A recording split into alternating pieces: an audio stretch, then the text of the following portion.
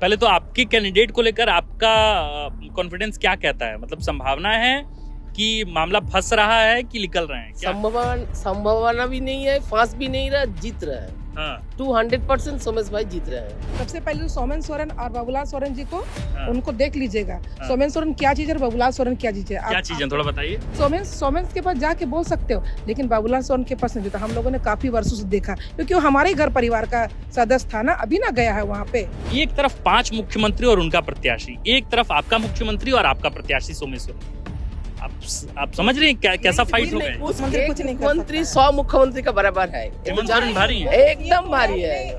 आप तो खुद जानते सुना होगा ना कि पतला देख के लड़ना मत, मोटा देख के डरना मत। हम लोग उन लोग को मोटा समझ रहे हैं और हमारे दादा अकेले पतला है, काफी है, हम लोग जीत रहे हैं। जब कल्पना मैडम आती हैं तो कितना असर पड़ता है चुनाव में या चुनाव की रणनीति? बेफिक्र हो के सब महिला क्यों पुरुष लोग में मिलती। हम तो उनको ऐसे ही करके देखते रहते हैं, जो भगवान कितना गुण दे के उनको बनाया है। इतने स्वभाव का सरल स्वभाव, इतने अच्छी मधुर वाणी, उसका मोती गिरता है वाणी में। इस बात को लेकर कैडरों में ये बात एकदम तय था कि जैसे ही अगर सोमेश सोरेन को टिकट मिलेगा तो उनको भी मंत्री पद मिलेगा। आप लोग को निराशा हुई जब मंत्री पद नहीं मिला? नहीं, हेमंत बाबू ऑल इन ऑल, वो जो समझे अच्छा ही समझे। नमस्कार, द फोर्थ पिलर देख रहे हैं आप। हमारा नाम आकाश आनंद है। आप जानते हैं कि झारखंड के घाटशिला सीट पर उपचुनाव होने हैं। 11 नवंबर को मतदान होने हैं और 14 नवंबर को नतीजे आने हैं। आप यह भी जानते हैं कि चंपाई सोरेन के बेटे बाबूलाल सोरेन बीजेपी से कैंडिडेट हैं। झारखंड मुक्ति मोर्चा ने पूर्व शिक्षा मंत्री, दिवंगत शिक्षा मंत्री रामदास सोरेन के बेटे को टिकट दिया है। सोमेश सोरेन चुनाव लड़ रहे हैं, जबकि दूसरी तरफ जेएलकेएम ने रामदास मुर्मू को चुनावी मैदान में उतारा है। त्रिकोणीय मुकाबला है, लेकिन फाइट कहा जा रहा है बीजेपी वर्सेस जेएमएम का है। आप जानते हैं कि लगातार महागठबंधन ने जिस तरीके से अपने पूरे चुनाव प्रचार के दौरान ये बात भुनाई है, अलग अलग जगहों पर बैनर पोस्टर लगे हैं कि मैया सम्मान योजना सरकार दे रही है, महिलाओं के आत्मबल को, महिलाओं के आत्मसम्मान को, और इसके साथ साथ उनको किस तरीके से सक्षम बनाया जाए, इसको लेकर हेमंत सोरेन तैयारी कर रहे हैं। हमारे साथ झारखंड मुक्ति मोर्चा की महिला कार्यकर्ता हैं, कैडर हैं, जो गांव-गांव घूमकर सोमेश सोरेन के लिए वोट मांग रही हैं, प्रचार प्रसार कर रही हैं।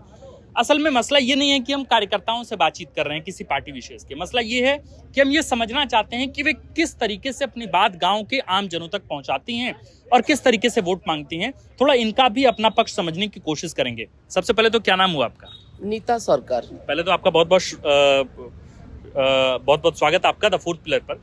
मेरा आपको भी धन्यवाद आपका चैनल के माध्यम से। जी, मेरा पहला सवाल यही है आप लोगों से कि पहले तो आपके कैंडिडेट को लेकर आपका कॉन्फिडेंस क्या कहता है? मतलब संभावना है कि मामला फंस रहा है कि निकल रहे हैं? क्या संभावना भी नहीं है, फांस भी नहीं रहा, जीत रहे हैं। हाँ। 200% सोमेश भाई जीत रहे हैं। 200% जीत रहे हैं एकदम। तो इतना कॉन्फिडेंस कैसे आ रहा है? रामदास दा का काम, हाँ।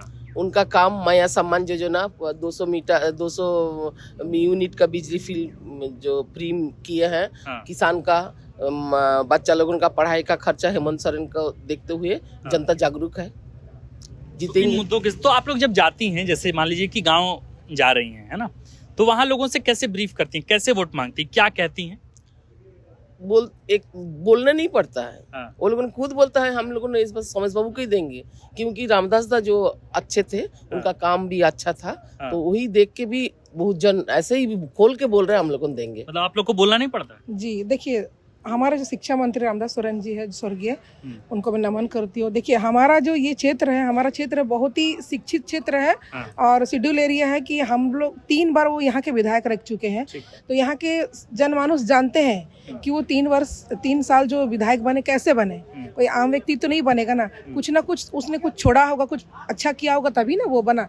इसी से उनका छवि को देखते हुए उनके सुपुत्र को फिर से वो लोग जिताएंगे। जैसे रामदास सोरेन 3 बार के विधायक रहे, है ना, 2009 में, 19 में और 24 में 3 बार जीते। वैसे ही चंपाई सोरेन 4 बार 5 बार के वो भी विधायक रहे। तो अब ये कहा जा रहा है कि भाई उनका भी वेटेज तो है, ऐसा नहीं है कि चुनाव एक तरफा होगा। तो आप लोग को थोड़ा डर नहीं रहता, या फिर आप लोग जो बताती हैं तो क्या बताती हैं? देखिए, डर किस बात की डर है? हाँ। सबसे पहले तो सोमेन सोरेन और बाबूलाल सोरेन जी को उनको देख लीजिएगा। हाँ। सोमेन सोरेन क्या चीज है और बाबूलाल सोरेन क्या चीज है? क्या चीज है थोड़ा बताइए। आपको पता है, क्योंकि हर व्यक्ति कोई भी जनप्रतिनिधि के पास कोई जाता है ना, तो चाहता है कि वो व्यक्ति सॉफ्ट हो, कि अगर मेरे को कोई दुख तकलीफ होगा तो मैं बोल पाऊंगी। आप सोमेन के पास जाके बोल सकते हो, लेकिन बाबूलाल सोरेन के पास नहीं देता। हम लोगों ने काफी वर्षों से देखा, क्योंकि वो हमारे ही घर परिवार का सदस्य था ना, अभी ना गया है वहाँ पे, इसलिए हम लोग को पता है कि कौन कैसा है। हाँ। जी आप भी कुछ बोलें, आप कुछ बोलना चाहें? हाँ मेरा नाम चंद्रावती महतो है। मैं पूर्व जिला अध्यक्ष महिला मोर्चा से हाँ। पूर्वी सिंह जिला तो से। ये कह रही हैं कि भाई बाबूलाल सोरेन के सामने अगर कोई जाए तो उसको डर लगने लगता है बोलने में, वो सॉफ्ट स्पोकन नहीं है।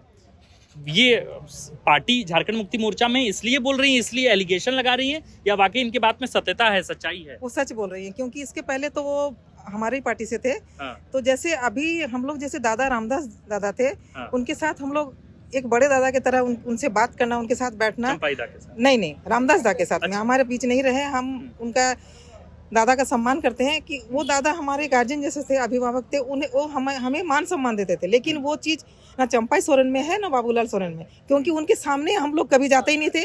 और बैठने की तो बात की दूर की बात है, वो सामने हम लोग खड़ा भी नहीं हो पाते ये थे। सम्मान से था या फिर महिला और पुरुष वाला मामला था?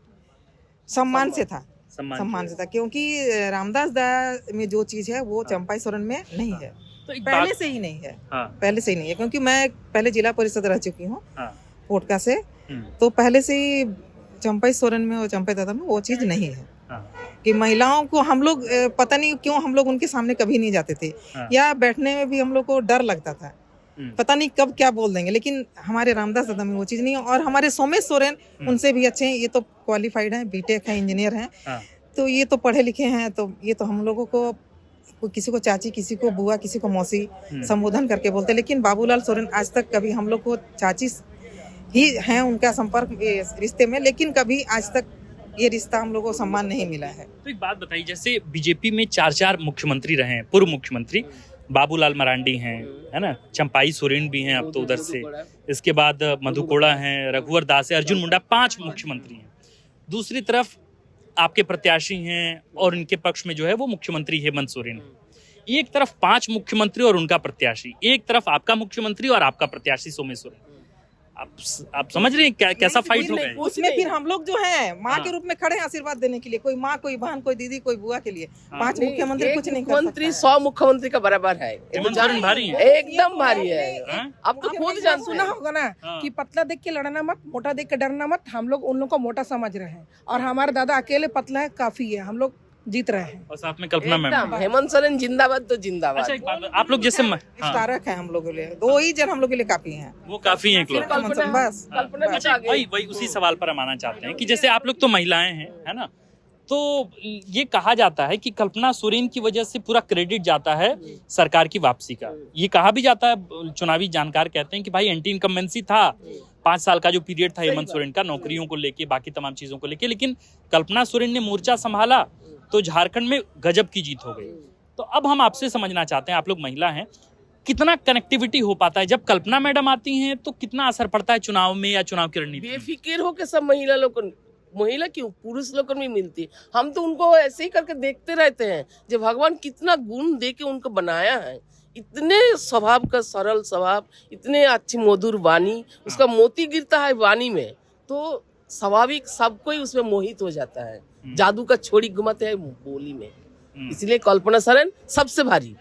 कल्पना सोरेन की वजह से जी, आपको देखिए, लगता है फर्क पड़ेगा? बहुत फर्क पड़ेगा। महिलाओं को जानते हैं ना, जिस तरह से वो घर संभालती उस तरह के राज्य भी संभाल रही है और संभालेगी। जिस तरह से वो आई है, वो कोई तो राजनीतिक महिला नहीं थी, एक हाउस वाइफ थी, लेकिन जिस तरह से घर, उसका स्थिति जिस तरह से दादा के, हेमंत दा की वजह से जिस तरह से खराब हुआ और उस स्थिति में वो आई, आने के बाद मोर्चा संभाला, तो ये तो बहुत गौरव की बात है ना। और संभाल भी रही, इसलिए हम लोग को गौरव, हमारी शेरनी है हमारी घर की वो। अरे वाह। तो एक बात बताइए, एक आखिरी सवाल की तरफ हम बढ़ रहे हैं।